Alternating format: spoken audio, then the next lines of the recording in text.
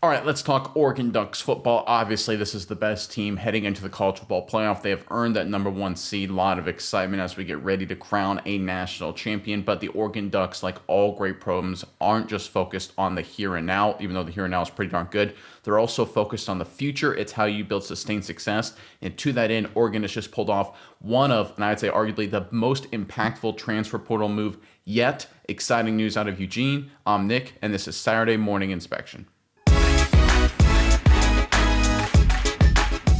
All right, so this Oregon Ducks squad, led by Dan Lanning, quarterback Dillon Gabriel, they are the favorites to win the national title. They're the best team. We all understand that. They just got to play the games and execute, and they will win the national title in 2024. But like I said in the opening there, they're also focused on the future. Love to see it, building potentially a dynasty in Eugene.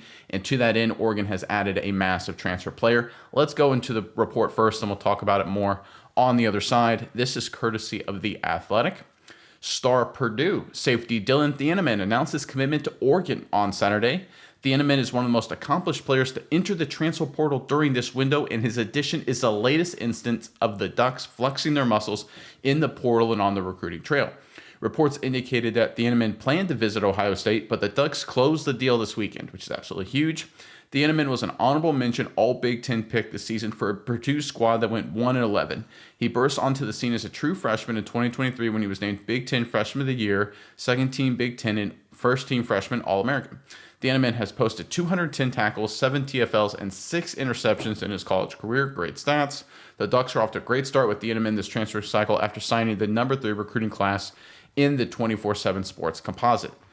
Look, right now everything is just full speed ahead for this Oregon program, whether it's this year, 2025, 2026. Dan Lanning is building a juggernaut. This latest news is just further proof of that. Miles, I'm curious what your thoughts are on this. But first, Ducks fans, interesting question for you guys. Obviously, over the weekend, we found out who won the Heisman Trophy, Travis Hunter out of Colorado. Congratulations to him. But give me your thoughts. There's a little bit of controversy whether it should have gone to Hunter, maybe somebody else. Give me who you think should have won the Heisman Trophy. Really curious what you guys have to say, and put that in the comment section below. But Miles, what are your thoughts on all of this news coming out of Oregon? Yeah, Nick, I think if you ask the Ducks fans, obviously Dillon Gabriel should have won the Heisman. I think that would be their consensus answer. But there could be some interesting answers down there. But I think the Ducks, even though Dillon Gabriel didn't win, they're winning all over the recruiting boards, the transfer boards, the football fields, the Big Ten champ. They were winning absolutely everything.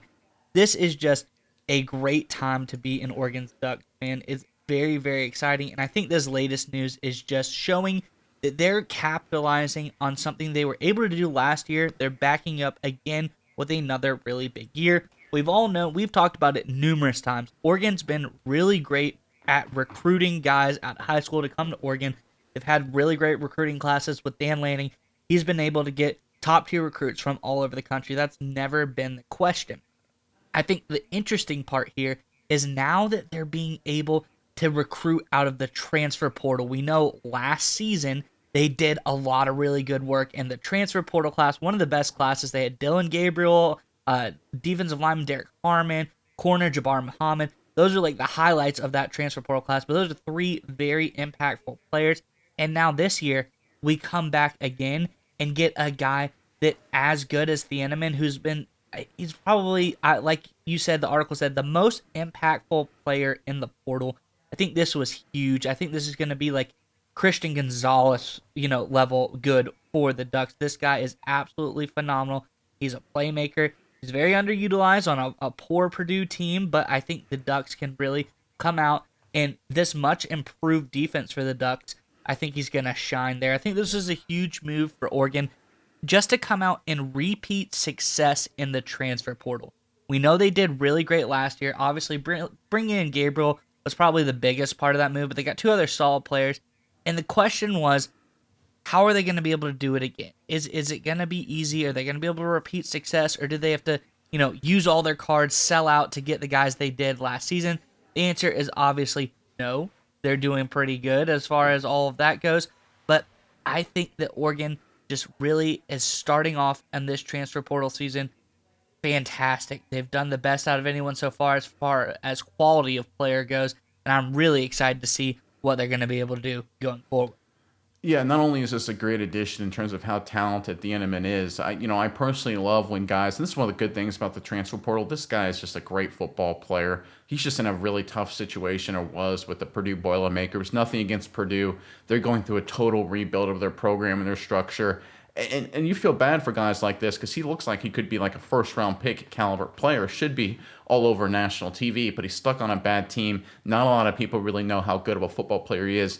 Like in the NFL or any other professional league, you can go from a bad team to a good team, get notoriety, get paid, get some attention, get acknowledgement for how good you are. Now, thanks to the transfer portal, we have Thieneman here going to Oregon. He's going to get that opportunity. So while this is great for Oregon, it's also awesome for this kid here, gets an opportunity to showcase his talent on a better team, better attention, maybe improve his draft stock. All that's good for him, of course. But when you talk about this Oregon Ducks program, I think the thing that's really interesting to me is that even though they're so good and so dominant for the most part of this year, they recognize that they do have some flaws in some areas they need to improve on. And we've seen that in their big games, right? They gave up 37 to Penn State. They gave up 34 to Boise State, 31 to Ohio State, right? This is obviously Oregon Ducks, good football teams. Those guys are good football teams. Dan Lanning understands, look, we obviously were dominant in most of our games this season after a little bit of a slow start, but we need to improve because you always need to improve. I love the fact that Lanning isn't resting on his laurels. He's saying, listen, we got to improve the back end of our defense, right? We got to get some playmakers back there. We got to have someone that can improve in these big games, that can make some big plays, big tackles for losses, turnovers, things like that. Don't give up 37, give up 27, right? Let's not need a last-second stop to win. Let's win by 3 scores and relax in the fourth quarter. That's the same mentality that Nick Saban had. It's the same mentality that Kirby Smart has. Now we see that same mentality in Eugene, and I think it's a big reason why this Oregon Ducks program will have success this year, but in the future as well.